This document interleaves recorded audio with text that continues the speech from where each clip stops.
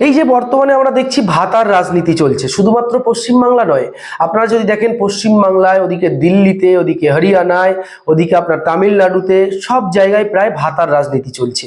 আমাদের রাজ্যে তো আগে থেকেই ছিল লক্ষ্মীর ভান্ডার, নতুন করে যুবসাথী হয়েছে বা অন্যান্য যে সমস্ত ভাতার বিষয়গুলো রয়েছে, কিন্তু তামিলনাড়ুতে সামনে ভোট, সেখানেও ভাতা চালু হচ্ছে। আমরা দেখলাম উড়িষ্যাতে ভোটের আগে বিজেপি একটা বড় প্রতিশ্রুতি দিয়েছিল, আপনার হরিয়ানাতে একই রকম বিষয়, দিল্লিতেও। অর্থাৎ আমাদের রাজ্য সরকার, তৃণমূল সরকারের কপি পেস্ট করে এক প্রকার এই যে ভাতার সংস্কৃতি, ভাতার রাজনীতি শুরু হয়েছে সারা ভারতবর্ষ জুড়ে। আজকে সুপ্রিম কোর্ট খুব গুরুত্বপূর্ণ একটি প্রশ্ন করেছে যে মানুষকে যদি সাইকেল দিয়ে দেওয়া হয়, মানুষকে যদি খাবার দিয়ে দেওয়া হয়, মানুষকে যদি এভাবে মাসে একটা অর্থ দেওয়া হয়, সেক্ষেত্রে মানুষজন তো আর কাজ করতে চাইবে না, কেউ সবাই তো ভাতার উপরেই নির্ভর করবে।